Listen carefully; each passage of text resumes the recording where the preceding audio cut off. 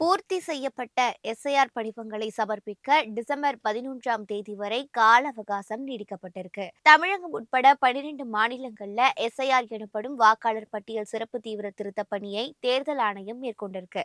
SIR விண்ணப்ப படிவங்களை வாக்காளர்களுக்கு விநியோகம் செய்வதுடன் அவற்றை பூர்த்தி செய்து திரும்பப் பெற டிசம்பர் மாதம் 4ஆம் தேதி வரை அவகாசம் வழங்கப்பட்டு இருக்கு.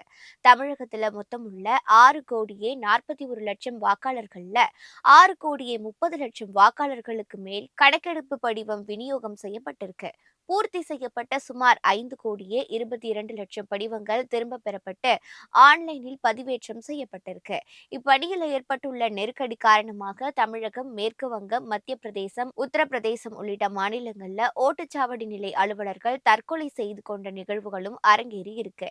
இந்த நிலையில எஸ்ஐஆர் பணியை எளிமையாக்கும் வகையில் பூர்த்தி செய்யப்பட்ட விண்ணப்பங்களை சமர்ப்பிப்பதற்கான அவகாசத்தை டிசம்பர் 11ஆம் தேதி வரை நீடித்து தேர்தல் ஆணையம் உத்தரவிட்டிருக்கு.